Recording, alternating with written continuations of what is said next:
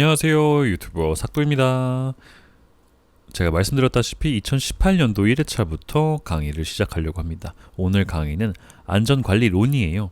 그래서 2018년도 1회차 1번부터 20번 문제까지 강의를 할 거고요. 제가 이제 중간중간에 암기하라고 이게 꼭 출제된다고 말씀드리는 부분들이 있는데, 이것은 꼭 화면을 정지하고 노트에다 필기를 해주시면 좋겠습니다. 이게 필기를 관련도를 저희가 해설해 드리고 있지만 이게 필답형으로 나오는 확률이 굉장히 높은 문제들이라, 그래서 여러분께 필기를 권고드리고 있습니다. 자, 그러면 강의를 바로 시작하겠습니다. 자, 2018년도 1회차 안전관리론입니다. 자, 1번 기업 내 정형교육 중 TWI의 교육 내용이 아닌 것은 Training Within Industry, 산업에 관련된 훈련이라 교육 내용이 아닌 것을 찾는 건데요. 자, 이것도 답이 4개는 맞습니다. 근데 여기서 아닌 것은 1번 Job Method Training, 이건 작업 방법 훈련. Job Relation Training, 이건 작업 관계 훈련. Job Instruction Training, 작업 지시 지도 훈련. 4번 Job Standardization Training, 이것은 작업 통합화 훈련이라고 하는데요. 굉장히 그럴싸하게 답을 만들어 왔는데 정답은 4번입니다. 여기서 빠진 거는 Job Safety Training이고요. 이것도 굉장히 출제가 많이 됩니다. 필답형으로. 이것도 꼭 여러분들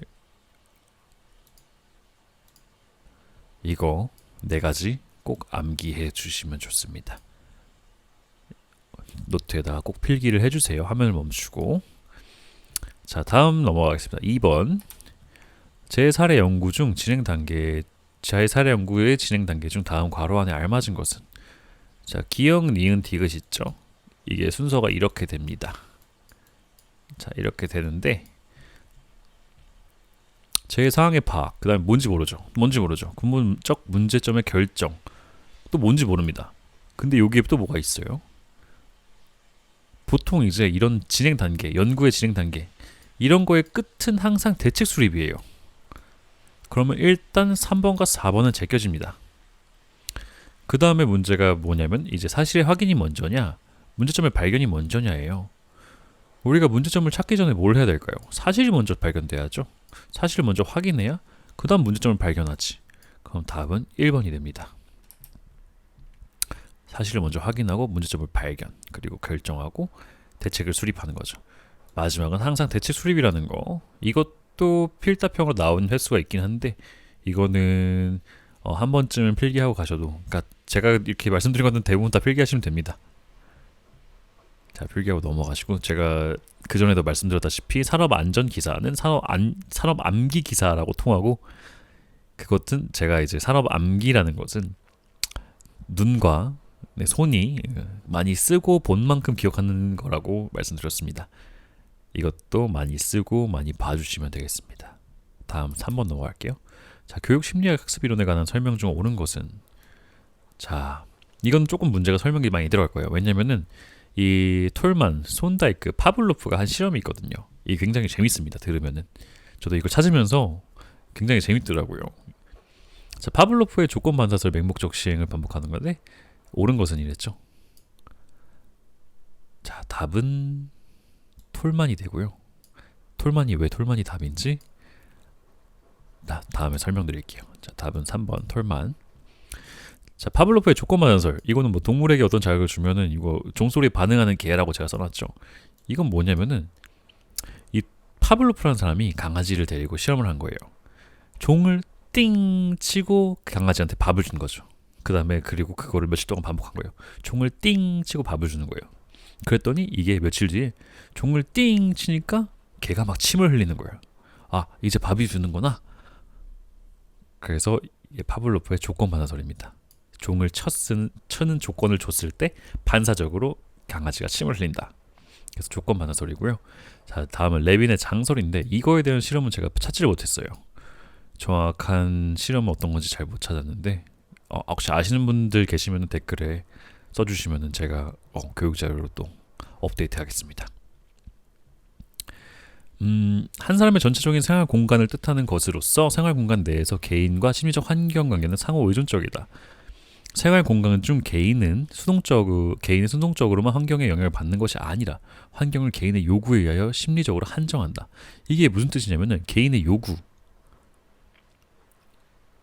개인의 요구라는 건 선천적이라는 거예요. 선천적으로 사람은 개인의 요구가 있고 개인의 요구에 의해 환경을 심리적으로 한정한다는 거예요. 그러니까 보통 이제 그런 게 있겠죠. 성선설, 성악설 이런 게 있겠죠. 사람을 날 때부터 악하다, 사람을 날 때부터 선하다 이런 것처럼 사람은 날 때부터 개인의 요구가 있다는 거예요. 그거를 심리적으로 한정한다는 얘기고 꼭 주변의 환경에 의해서만 영향을 받는 게 아니다. 그게 레빈의 장설이라고 합니다. 그리고 톨만의 기호 형태설인데 이게 굉장히 재밌더라고요. 이게 이제 쥐가 미로 안에 쥐라고 제가 써놨잖아요. 이게 두 개입니다. 쥐를 두 마리로 실험을 한 거예요. 1번 쥐, 2번 쥐 해가지고 1번, 2번 쥐가 있었어요. 자, 둘 다 미로 안에 넣어놨는데 다른 미로 그죠? 자, 1번 미로 안에 있던 쥐한테는 먹이를 어느 끝 출구에다 둔 거예요. 먹이를 출구에다 두고 쥐가 이제 냄새를 킁킁킁 맡으면서 가는 거죠. 그러다가 먹이를 보고서 갔는데 길을 헤매다가 이제 먹이를 먹죠. 그 실험을 며칠 동안 반복하니까 이 쥐가 점점 그 미로를 헤매는 시간이나 횟수가 줄어들었다는 거예요. 이제 보통 실험을 한 10일 정도 했다고 봤을 때 그 10일 동안 점점 시간이 줄어들어 갔다고 합니다. 근데 이번 실험의 쥐는 10일 동안 미로를 헤매든 말든 먹이를 안 줬어요. 미로를 나와도 안 주고 미로를 헤매도 안 주고 10일 동안 먹이를 안 주다가 10일 차에 출구에다가 먹이를 주게 됩니다. 그랬더니 이번 쥐가 놀란 거예요. 출구에 먹이가 있네? 그때부터 이 2번 쥐는 1번 쥐보다 더 빠르게 미로를 헤쳐나갑니다.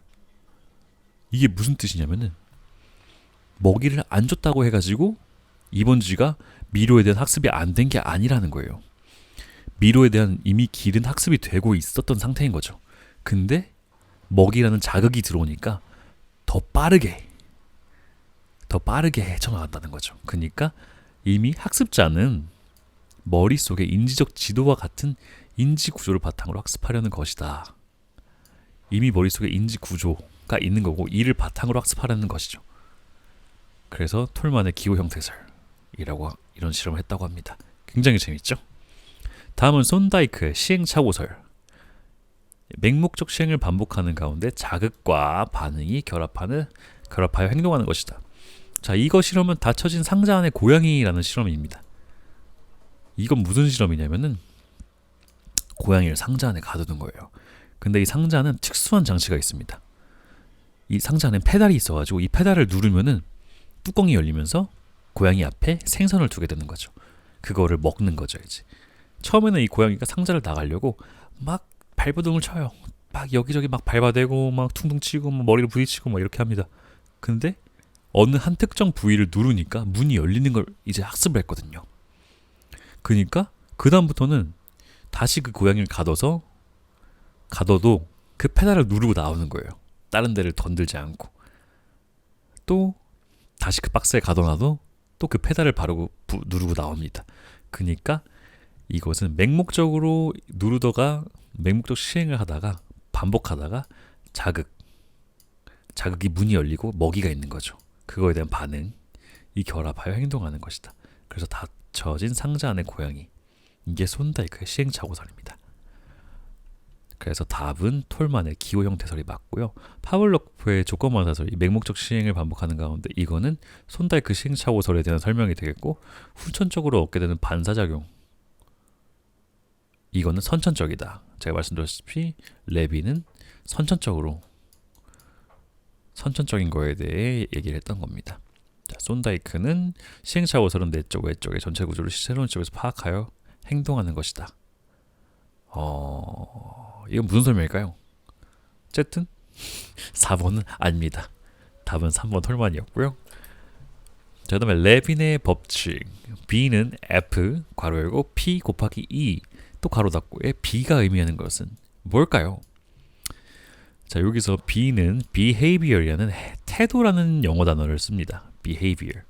그리고 F는 함수, function 괄호 열고 P는 person, E는 environment라는 의미를 쓰게 돼요. 그래서 behavior은 인간의 행동 또는 태도가 됩니다. 자, 태도가 되죠. 글씨를 너무 잘 쓰나요? 자, 행동과 태도가 되게 됩니다. 그래서 답은 2번이 됩니다. B는 F 괄호 열고 P 곱하기 E 괄호 닫고. 말씀드렸다시피 behavior은 function 괄호 열고 person 곱하기 environment. 여긴 대문자 왜 안 썼을까요? 어쨌든 이렇게 되게 됩니다. 해석하면은 행동은 함수, 변화하는 수죠. 함수의 괄호 열고 사람이라는 person, 인적 요인과 그리고 environment라는 환경, 이거의 요인이 곱해져야지 행동이 나온다는 의미입니다. 그쵸? 함수는 변화하는 수, 그리고 사람의 개인적 특성, 성격이나 뭐 성장 환경도 이것도 인적 요인이 되겠죠. 환경적 요인은 이 행동이 나올 때 어떤 환경이 있었느냐가 되겠죠.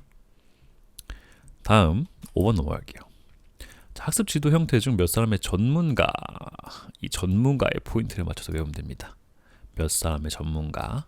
그러면 견해를 발표하고 참가자로 하여금 의견과 질문을 하게 하는 토의 방식은 답은 2번이 되고요. 심포지엄이 됩니다. 자, 정답은 2번이고 포럼은 사회자가 있어요. 포럼은 사회자의 지도 아래 여러 사람이 연설한 다음 그에 대하여 청중이 질문하면서 토론을 진행한다. 이 사회자를 외워주시면 됩니다. 포럼은 사회자. 자, 심포지엄은 두 사람 이상의 전문가, 그렇죠. 몇 사람의 전문가, 두 사람 이상의 전문가가 서로 다른 각도에서 의견을 발표하고 참석자의 질문에 답하는 형식의 토론회. 자, 이렇게 되고요. 버즈 세션. 이 세션이란 건 사람들을 나눠서 우리 막 무슨 세션 나누잖아요. 파트별로 나눠가지고 여기는 무슨 세션, 뭐 여기는 무슨 세션 이렇게 나누는데 뭐 1번 세션, 2번 세션 이렇게 나눈다고 치면은 이 세션은 그런 의미입니다. 그래서 소집단 토의법이라고 해서 버즈 세션을 기억하시면 됩니다. 이것도 출제 확률이 굉장히 높기 때문에 외워주시면 됩니다. 그래서 막 이제 문제 같은 경우는 6-6 뭐 이런 식으로 출제가 되는 경우가 있어요. 이거는 무슨 토의법이냐? 그거는 소집단 토의법을 한 정답은 버즈 세션이 되겠죠. 그 다음에 자유토의법, Free Discussion Method. 문제를 제시하면 이 문제에 대하여 고정된 절차 없이 서로가 자유로이 상호의 의견을 교환하여 공통된 결론에 이르는 방법. 이것은 그냥 서로가 자유로이 상호 의견을 교환. 이것만 외워주시면 됩니다. 자유토의법. 혹시나 이런 문제가 나왔을 경우에는요. 자, 다음 6번. 산업안전보건법령상 지방고용노동관서의 장이 사업주에게 안전관리자, 보건관리자 또는 안전보건관리 담당자를 정수 이상으로 증언하게 하거나 교체하여 임명할 것을 명할 수 있는 경우의 기준 중 다음 괄호 안에 알맞은 것은. 이것은 출제율이 굉장히 높습니다. 그래서 꼭 암기를 해주셔야 됩니다. 이건 필기가 아니고 필답형으로도 많이 나와요. 자, 중대재해가 몇 건 이상인 경우, 연간 몇 건 이상인 경우, 그리고 해당 사업장의 연간 재해율이 같은 업종 평균 재해율의 몇 배인 경우, 몇 배 이상인 경우. 답은 연간 3건, 그리고 평균 재해율의 2배 이상인 경우.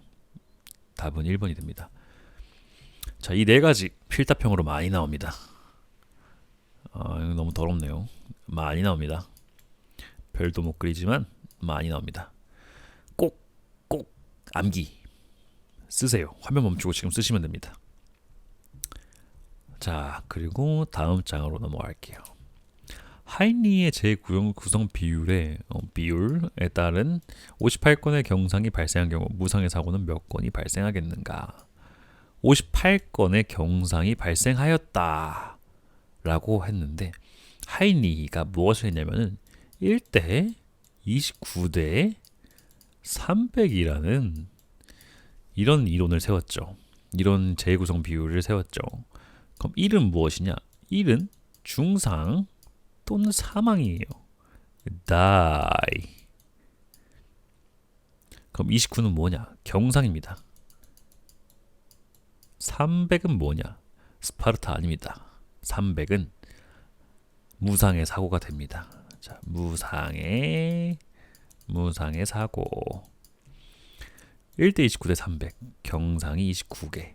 근데 58건의 경상이 발생했다. 그럼 29대 300인데 이게 58건이 발생했대요. 그럼 곱하기 2를 하면 되겠죠? 그러면은 경상이 58건이다. 그럼 중상은 몇 건이냐? 2건이 되겠죠. 곱하기 2를 했으니까 여기다가 그쵸? 이 위에다가 곱하기 2를 했으니까 이렇게 2, 58. 그럼 여긴 몇 공이 되겠죠? 300에다 2를 곱하면 600이 됩니다. 그래서 답은 3번이 됩니다. 자, 답은 3번. 이것도 꼭 1대 29대 300. 이 비를 이 하인리라는 이름과 이 비율을 꼭 같이 암기해 주세요. 하인리는 1대 29대 300이다. 자, 다음 상해 정도별 분류 중 의사의 진단으로 일정 기간 정규 노동에 종사할 수 없는 상해에 해당하는 것은? 자, 여기서 문제에서 핀트는 일정 기간입니다. 그래서 답은 여기서 일부 일정 기간 뭐가 있을까요? 구급조치 상해, 영구 전노동 불능상해, 일시 전노동 불능상해, 영구 일부 노동 불능상해. 답은 헷갈리시죠? 그러면 2번과 4번 중에 하나 같아. 영구잖아. 일정 기간이니까 영구는 안 돼. 그럼 이 두 개 중에 하나인데 답이 뭘까? 정답은 2번이 됩니다. 구급처치 상해는 일정 기간조차도 아니에요. 그냥 밴드 붙이고 나가면 돼요. 우리 데일밴드 붙이고 나가듯이 데일밴드가 하나의 명사가 됐네요. 밴드 붙이고 나가서 일하면 되는 거예요.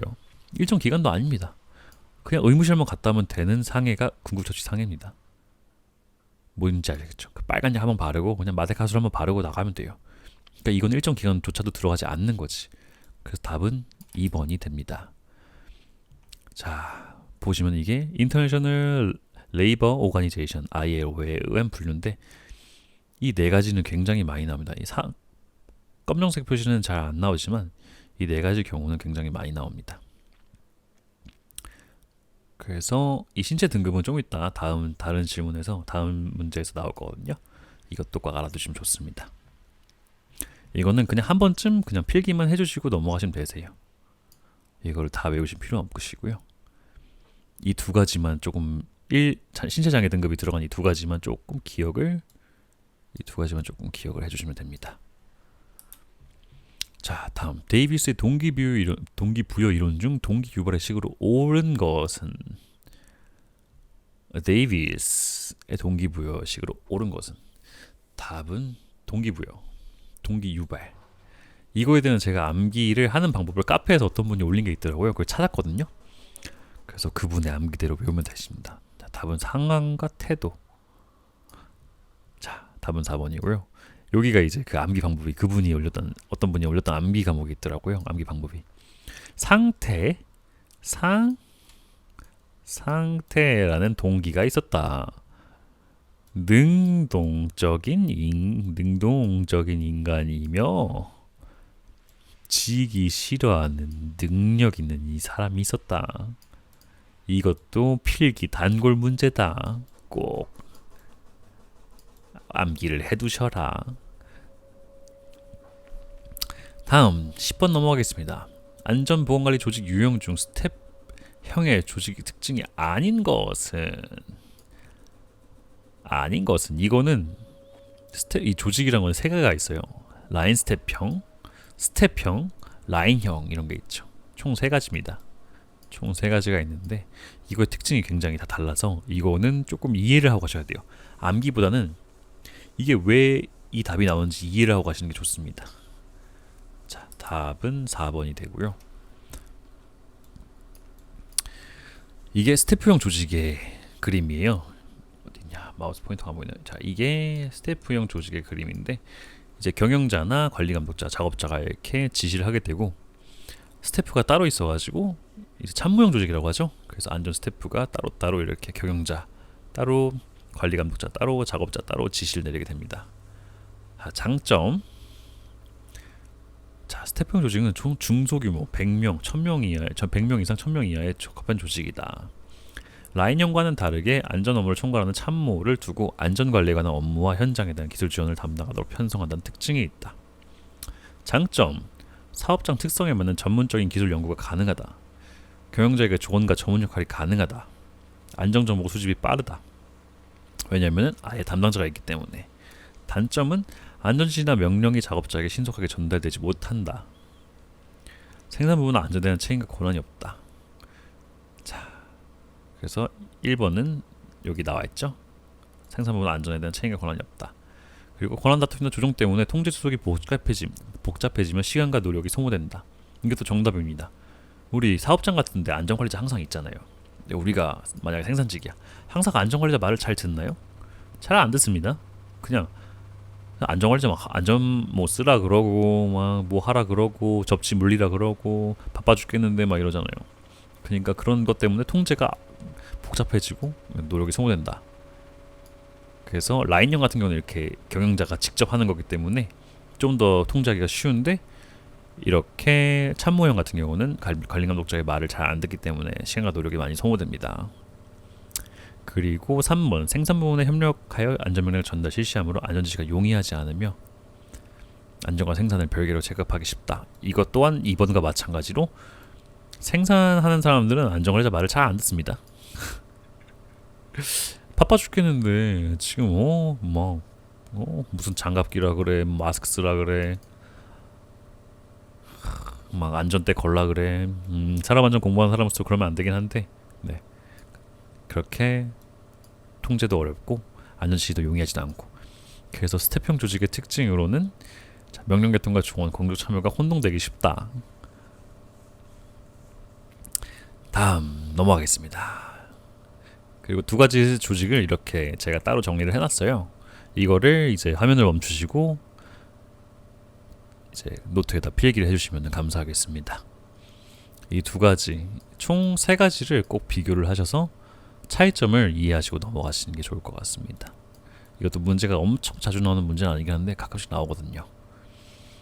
라인형, 스태프형, 그리고 라인 스태프형 조직, 총 세 가지. 자, 여기까지. 이게 라인 스태프형 조직. 이것까지 암기를 해주시고, 암기가 아니고 필기를 해주시고 가시면 됩니다. 나중에 시간이 남을 때 암기를 해주시면 좋고요. 자, 다음 11번.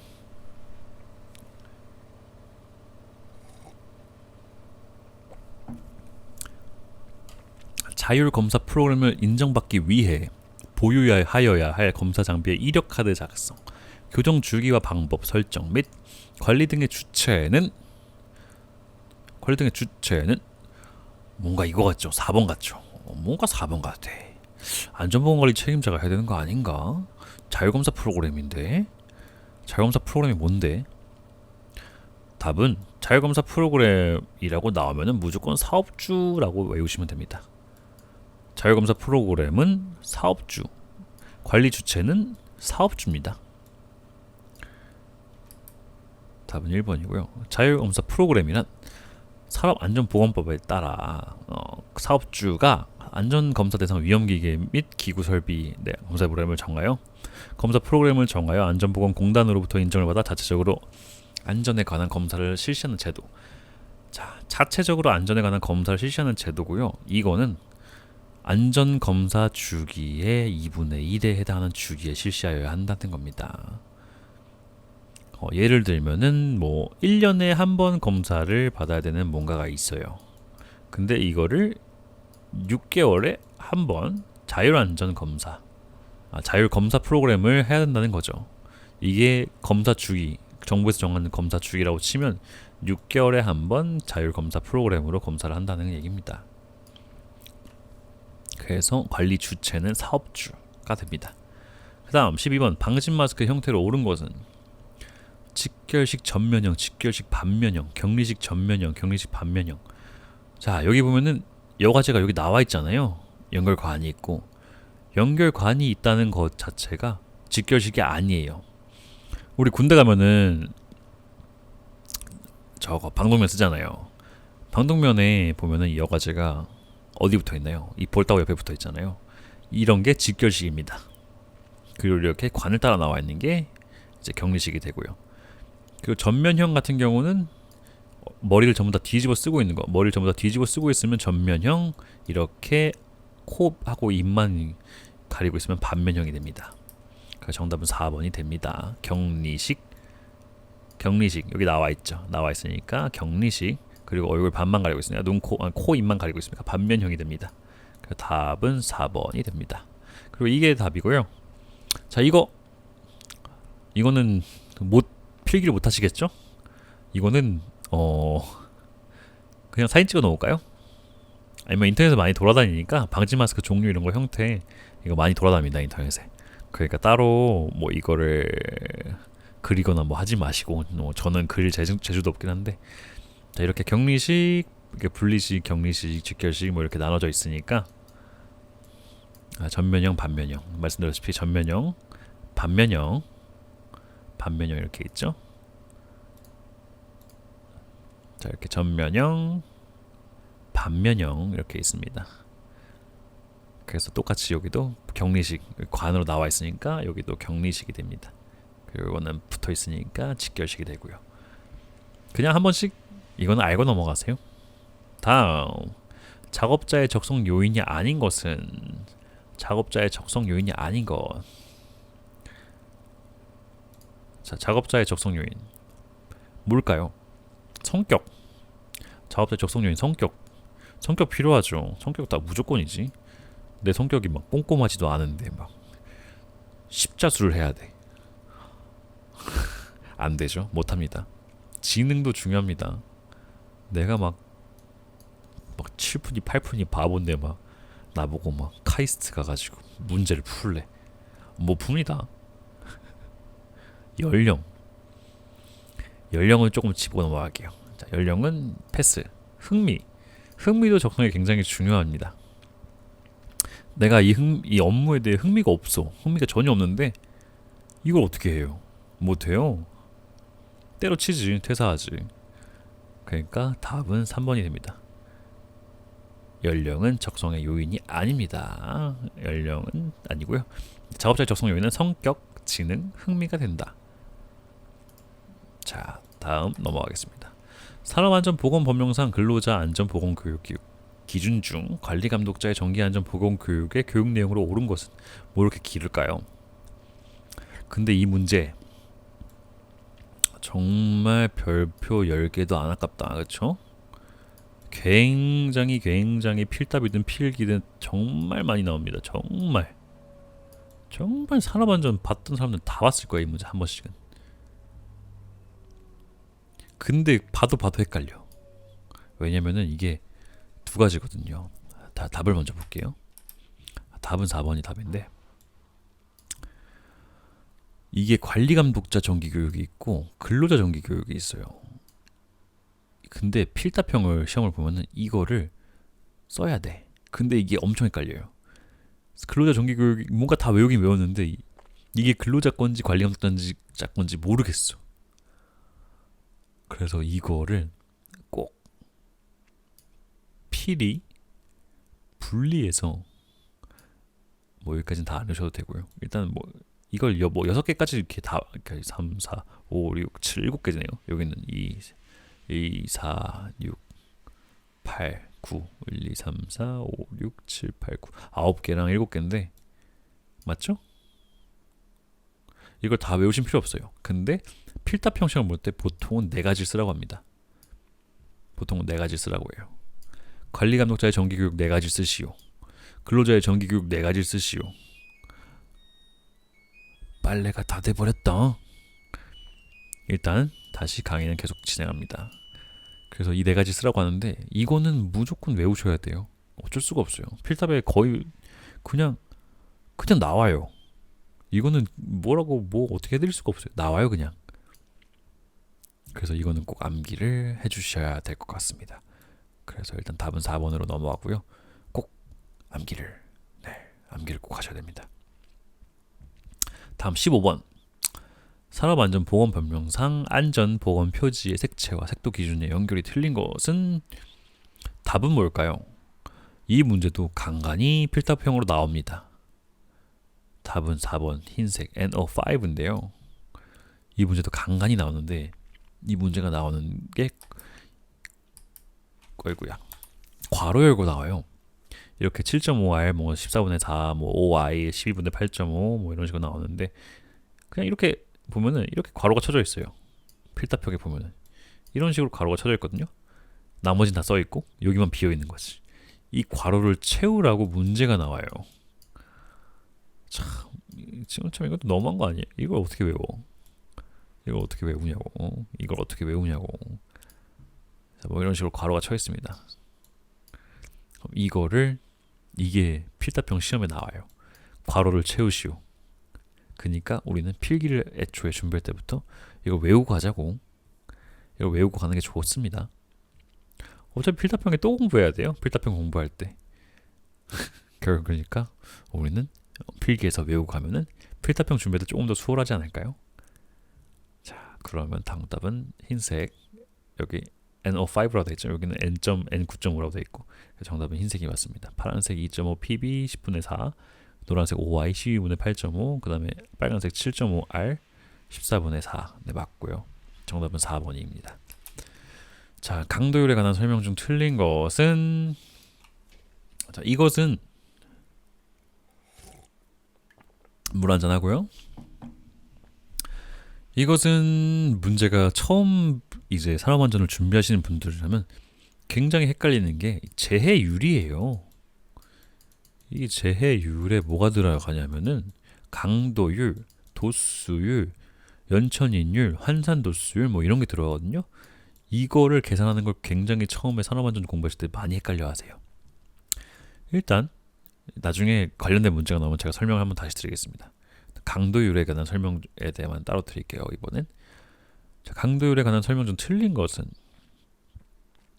사망 및 영구 전노동 불능. 아까 제가 말씀드렸던 신체 장애 등급 그건 그거는 좀 중점적으로 보라고 말씀드렸잖아요. 거기서 나옵니다. 신체 장애 등급. 근로 손실일수는 7,500일로 한다. 2번 신체 등급 중 제14급은 근로 손실일수를 50일로 환산한다. 영구 일부 노동 불능은 신체 장애 등급에 따른 근로 손실일수를 365를 365분의 3별 곱하여 환산한다. 일시 전 노동 불능은 휴업일수의 365분의 3별 곱하여 근로 손실일수 환산한다. 뭔 얘기인지 하나도 모르겠죠. 이게 처음 산업안전을 접하시면 이게 뭔 얘기인지 하나도 모릅니다. 강도율 자체가 이미 내 머릿속에 들어있지가 않은데 이 문제를 절대 풀 수 없어요. 자, 정답은 3번이 되고요. 이 3번이 왜 답이냐는 설명을 드릴게요. 자, 1번부터 사망 및 이제 여기 보면 근로손실수는 7,500일로 환산한다고 써 있잖아요. 자, 여기서 1에서 3등급 여기 7,500일로 환산하는 거 보시죠. 손실수 7,500일. 그리고 14급 근로손실수 50일. 자, 14급 근로손실수 50일 맞죠? 그리고 3번은 패스하고 4번 일시 전 노동 불능은 휴업일수의 365분의 300을 곱하여 근로손실일수로 환산한다. 이 두 가지가 차이가입니다. 이 두 가지 차이가 여기에요. The other 근로손실일수 계산. 뭐냐면은 이제 문제가 나오면은 한 명은 휴업을 하고 휴업을 며칠 동안 했고 한 명은 병원에 입원했다. 이거에 대해서 어떻게 하냐? 그러면은 뭐 예를 들면은 뭐 철수는 뭐 20일 동안 입원을 했어.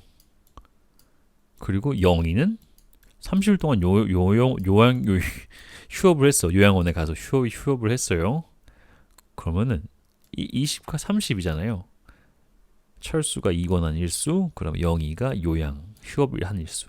여기다가 365 곱하기 300을 한다. 이게 근로손실수예요. 글씨를 너무 잘 쓰네요. 제가 빨리 그 태블릿을 살게요.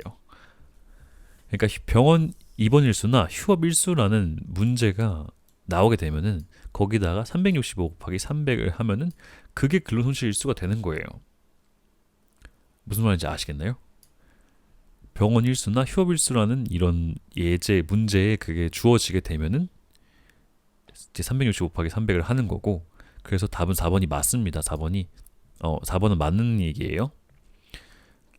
휴업일수 플러스 입원일수까지 해서 여기다가는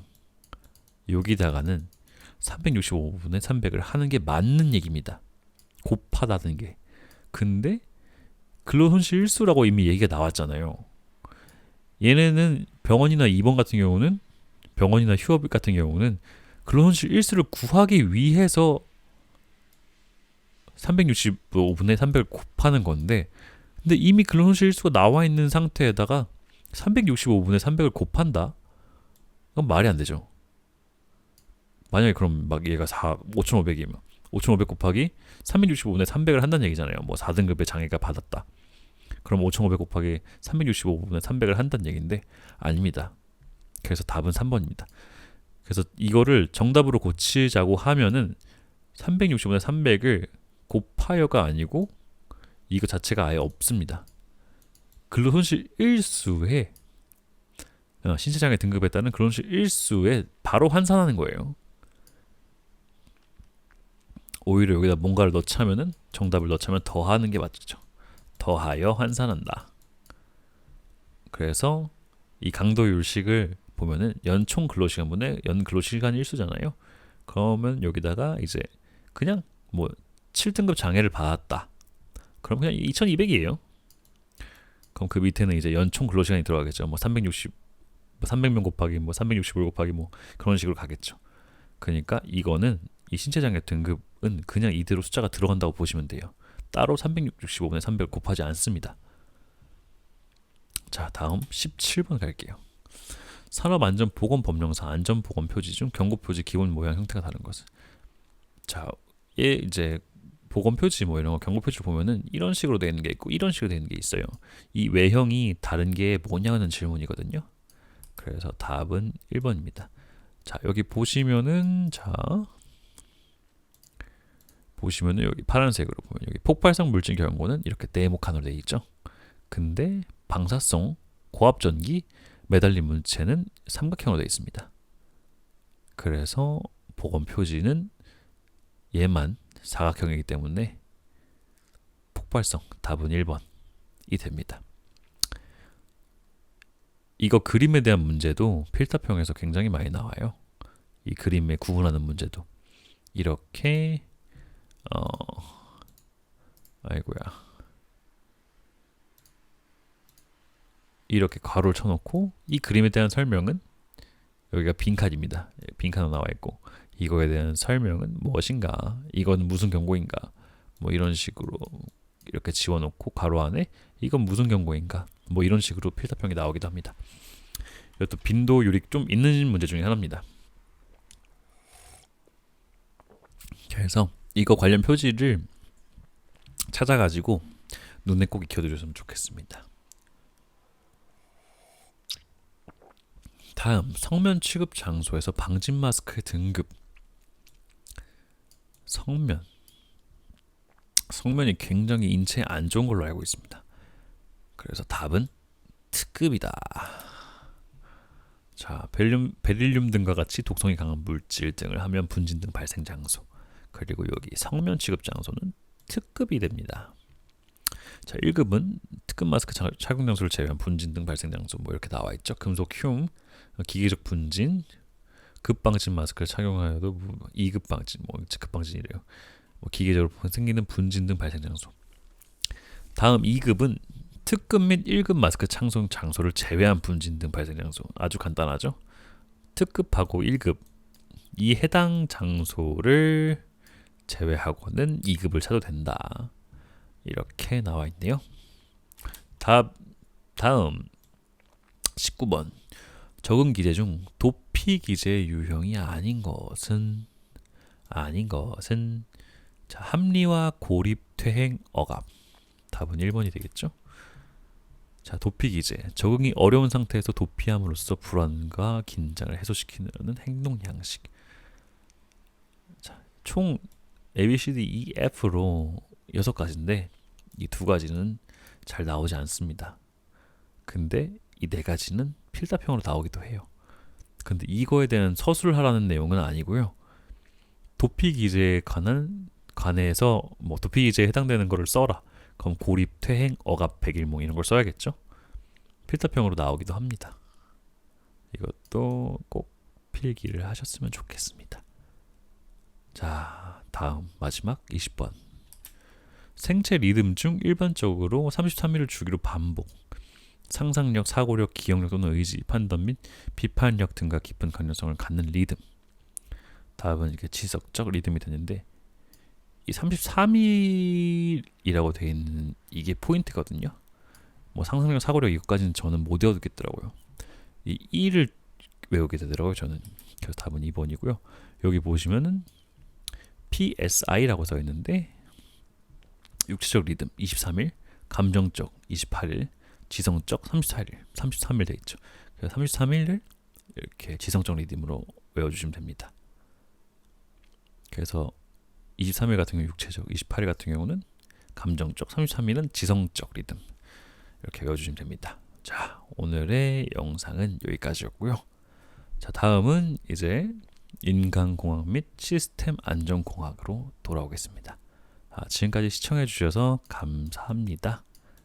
그리고 오늘 저는 이 파워포인트 영상을 따로 공유 드리지 않을 거예요. 그러니까는 꼭 화면을 멈추고 필요한 것들을 필기를 하셔서 암기하시면서 진행하시길 바랍니다.